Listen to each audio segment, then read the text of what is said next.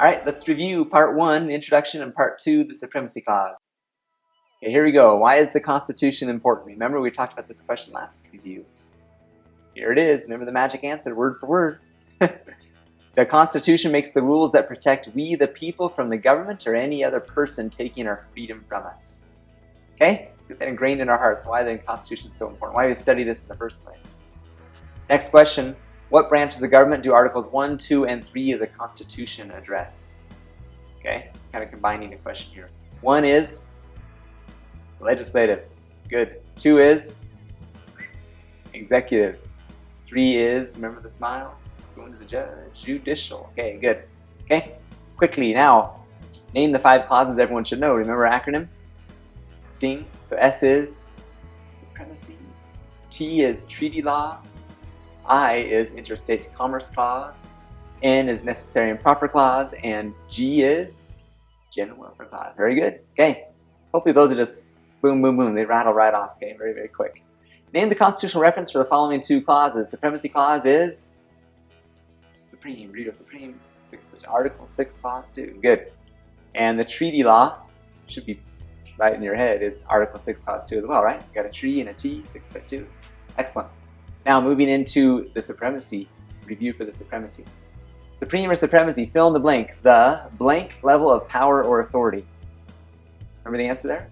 Supremacy, supreme means the highest level of power or authority.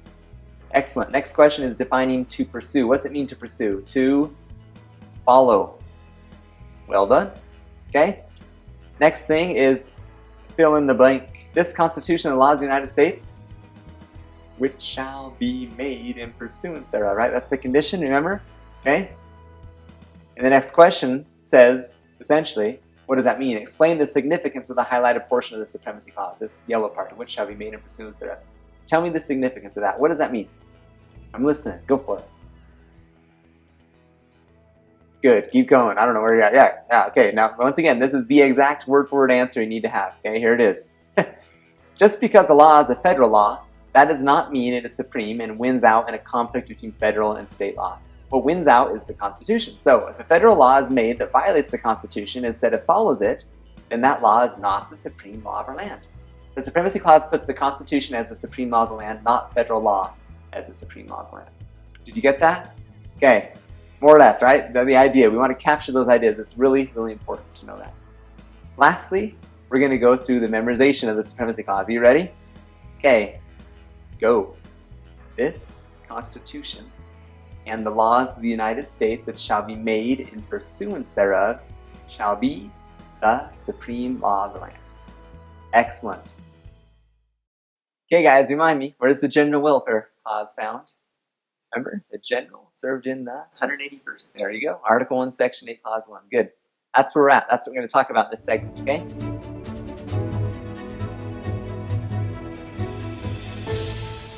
Let's go with our analogy. Remember our analogy? The players, we got the car owner who represents the people in the states, and we have the mechanic shop who represents the federal government. Okay? We're going to use the same analogy. Here's our contract. You ask them to change out 4 of your spark plugs, to flush your transmission, and replace a timing belt. And just to be clear, in the contract we say this, okay? I authorize the mechanic shop to make repairs and service my car and to charge me for those repairs. Pretty simple. Ready to go. Sign the contract, I keep a copy, they keep a copy, I walk out the door. What do you know, as I'm walking out the door, they're already putting my car up on the hoist. I'm like, oh good, this is good service here, we're going to get this thing done quick. Come back 2 days later, like it tells me in the contract, to get my car. I'm walking in the door, I see this sweet Ferrari, this is a red car being lowered on the hoist. Like, man, that's a nice car. Walk in there and talk to the mechanic, and he tells me, hey, good timing, we're just lowering your car down. And you say, well, what are you talking about, what car? The red one right there, doesn't it look sweet? Yeah, it's sweet, but it's not my car.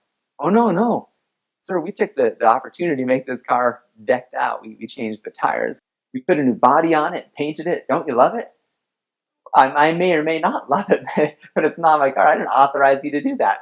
Oh, don't worry, sir. All that matters is that you like it. And you answer, no, actually, all that does matter is what I authorized you to do. And I only authorized you to do 3 things, right? Those 3 things were change out the spark plugs, flush the transmission, and replace the timing belt. To which he responds, don't worry, because you like it, we'll just stick it on your credit card. Relax, it's going to be great. At that moment, both you and the mechanic go, oh yeah, let's look at the contract. So they pull out the contract and read it. Okay, here's what it says. Remember, I authorize the mechanic shop to make repairs and service my car and to charge me for those costs. Mechanic smiles and said, look, you already authorized this to happen. You say, no, let's be pretty clear here. All I authorized you to do was the things that were listed, right? So this arrow pointing, those are the things that are listed there. That's the only thing I authorized you to do and that I pay for. I mean, I don't have to list all the things you can't do, like repaint my car, change out my engine, replace tires and wheels. No, I don't have to list those things you can't do. I'm just simply in the contract listing the things you can do. Okay, so that's the essence of the general welfare clause. That's what it means. So we're going to take this little yellow part that's highlighted, and we're going to see how it compares here, okay? Article 1, Section 8, Clause 1 says, the Congress shall have power to provide for the common defense and general welfare. So remember the players in this analogy. The Congress is equal to the mechanic shop, and to have power to provide for the, let's say, the repairs and to service my car. Okay, it's kind of the same idea. The mechanic shop has power to provide for the repairs and to service my car. That's essentially what the authorization said, right? And that's kind of what our general welfare clause is saying. So we're going to stick that general welfare clause up in the contract. We're going to look at that contract again. And here's where we stick it. Okay? The mechanic shop shall have power to provide for the repairs and to service my car. Obviously, it's talking about those things that are listed in the contract. And it's true. It does say do repairs and service my car, but he can't do any repair or service the car in any way he wants to. It's only in relation to those things that are listed. It's just like the general welfare clause. The only things that Congress can do in the name of general welfare are those things that are listed for them to do. They don't get to decide, just like the mechanic shop doesn't get to decide what's general welfare. Okay? But general welfare is what's listed in the contract itself, in the Constitution. So where are those things listed? The list of all the things they can do come after Article 1, Section 8, Clause 1. So it's general welfare, and then it lists those things, those specific things to do. Okay? So let's look at it. Article 1, Section 8, Clauses 2 through 9 and 17, those are the general welfare powers, like number 3, right? To regulate interstate commerce. Or number 5, to coin money. Those are general welfare powers that are given to Congress. Now, the common defense are located in Article 1, Section 8, Clauses 10 through 16, the other remaining clauses in Article 1, Section 8. Look at these, for example. To declare war, number 11, does that sound like a common defense power? You bet. To provide and maintain a navy, we just talked about that one in the last time. Those are common defense powers that have been granted to Congress.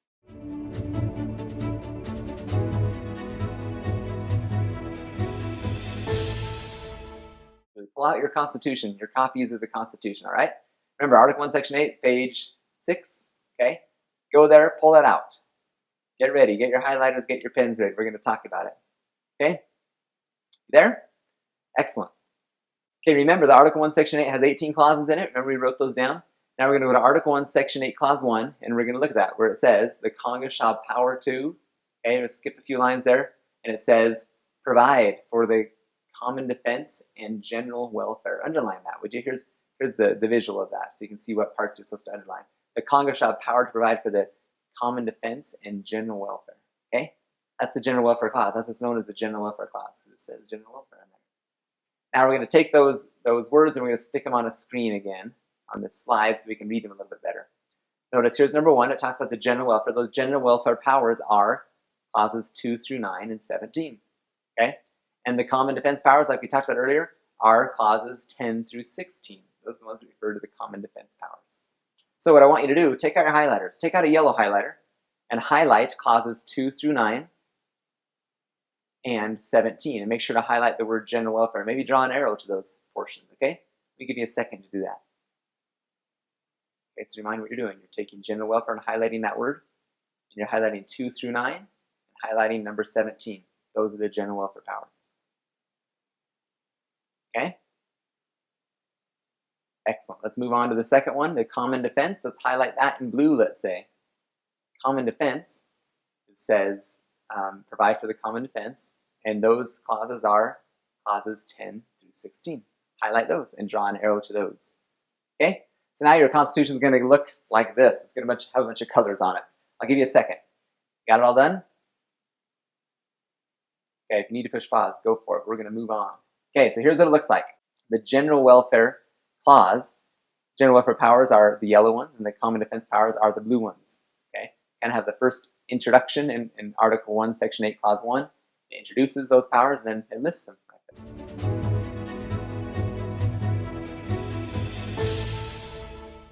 All right, so here we are. We got your colored Constitution. Looks like this, okay? It's pretty simple. Here are the general welfare powers. Here are the common defense powers. The problem is nowadays, it's not very popular just to have these limited ideas. So these are all the things we can do. Nowadays, the interpretation is, well, we not just coin money. We should be able to print money. Let's print it too. Or, the United States really should be the policeman of the world. The president can declare war. Or better yet, the United Nations can declare war. Let's just go to war when they tell us to go to war. Other popular ideas is, well, government or the Congress should control the commerce of the states. Control the commerce, not just regulate it, control it. Or, all kinds, right? We should be able to have standing armies for as long as we like. Let's cross that out. Let's cross this and we're in charge of all land whatsoever, etc., etc. Or, you know what? It's only fair that those who have money have to give it to others. So we're going to force those who have it to give it to other people. That's what Congress should do. Or no, I've got an idea. Everyone should have insurance. That's a good thing, isn't it? Let's force them to buy insurance. Let's do that. Or let's force people to pay into a government-run retirement program. Okay, there's all kinds of different ideas.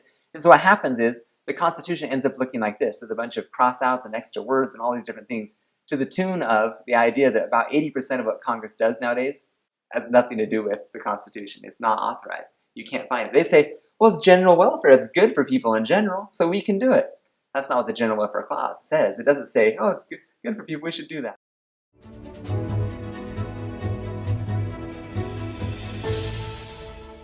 Okay, so there's two different interpretations of the general welfare clause.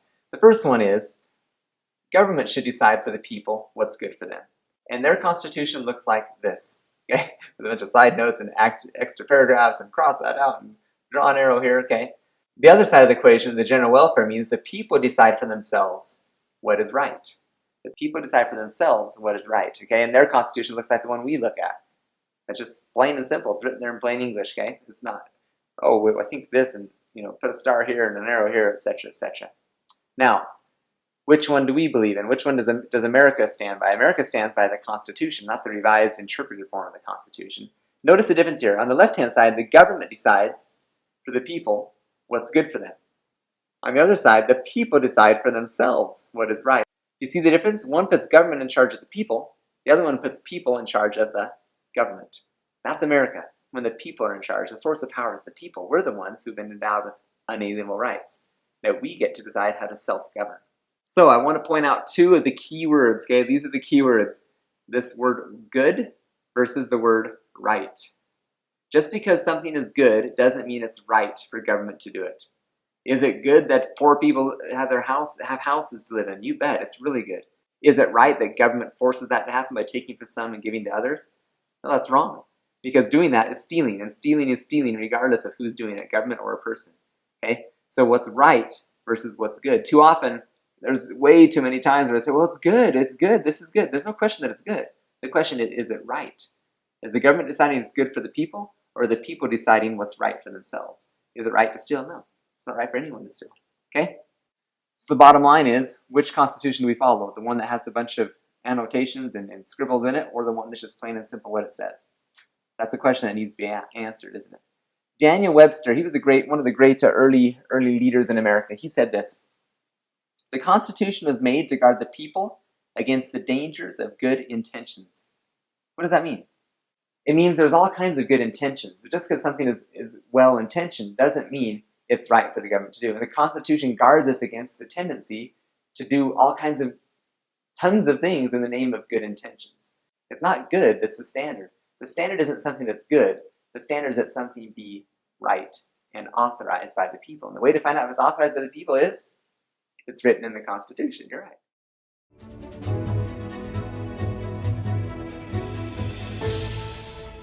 All right, I'm going to throw another quote at you. This is one of my favorite founding fathers, Thomas Jefferson. He said this: Congress has not unlimited powers to provide for the general welfare, but only those specifically enumerated.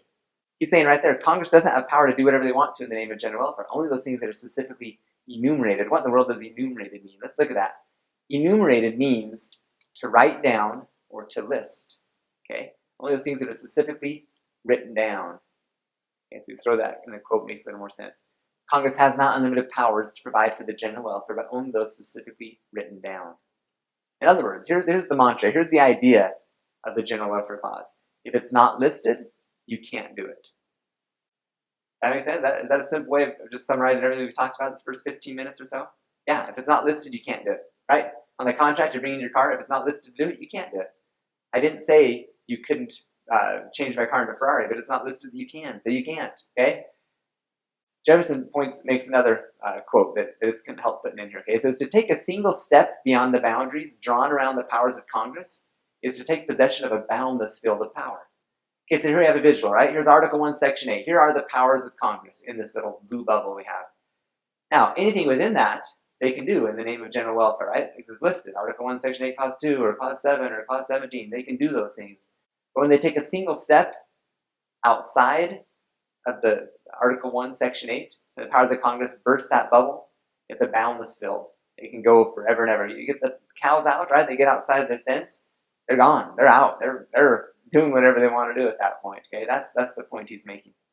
Now let's contrast, right? Make the comparison here between what Jefferson's saying and what this man, his name is Francis Biddle. He's the Attorney General. He was the supreme, the highest attorney in the land back in the 40s, somewhere in there. He said this: the government of the United States can do anything not specifically prohibited by the Constitution. At first you think, well, no. Actually, he's saying the exact opposite, isn't he? Jefferson said if it's not listed, you can't do it. Biddle is saying, as long as it doesn't specifically say we can't, then we can. Is that different? Yeah, that's the mechanics version, right? If I can do whatever I want to do, I can. It doesn't say I can't turn your car into a Ferrari, so I'm going to. That's not what the Constitution says. Okay, so here's our plain, simple Constitution, and in it, people who want an expansion of government write these things. It doesn't say in here that we can't police the world, so I guess we can. It doesn't say in here that we can't tell bosses how much to pay their workers, so I guess we can. It doesn't say in here that we can't tell people what food they can eat, so I guess we can. It doesn't say in here that we can't tell teachers what to teach, so I guess we can. Is that America? No, that's not America. That's not what the Constitution is. The Constitution lists those things we can do, and if they aren't listed, you can't do them. So here's a fun little analogy to kind of explain this, okay? Johnny goes up to his mom and says, Mom, can I play outside? She says, yeah, just stay in our yard, okay? Okay, Mom. So he's playing and playing, and Johnny's like, it's kind of boring. I always play in the yard. I want to go across the street to the park and swing. The swing set looks too tempting, so he does it, right? Mom walks out of the porch and says, Johnny, what are you doing? I thought I told you to stay in the yard. Johnny says, well, you didn't specifically say I couldn't go and swing in the park. That's absurd, isn't it? She's already said, here's the things you can do. She doesn't have to list all the things you can't. Hey, Johnny, you need to stay in the yard, and you can't go to the park, and you can't go in the street and play, and you can't go to your friend Susie's, and you can't. No. She listed the thing you can do. She doesn't have to list all the things you can't do. See how that works? That's what the General Welfare Clause means.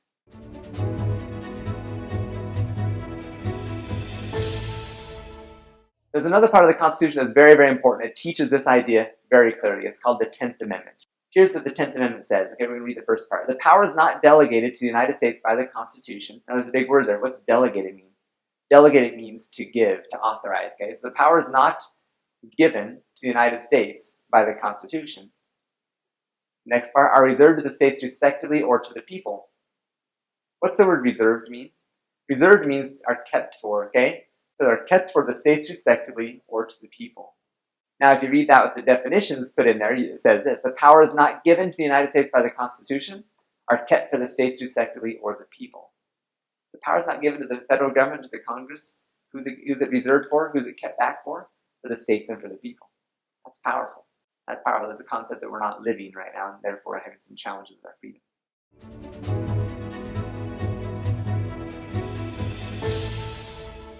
Okay, so that's part 3, the General Welfare Clause, all right? So now what we're going to do, like we did at the end of the Supremacy Clause, we're going to memorize the General Welfare Clause, okay? What do you have to do? Yep, read with me. Follow along, okay? And read it out loud. Here we go. The Congress shall have power to provide for the common defense and general welfare. Next. The Congress shall have power to provide for the common defense and general welfare. Good. Good. Okay, the next. Take a few more off. The Congress shall have power to provide for the common defense and general welfare. Take off a few more here. The Congress shall have power to provide for the common defense and general welfare. Second to last one. The Congress shall have power to provide for the common defense and general welfare. And last, All blanks, ready? The Congress shall have power to provide for the common defense and general welfare.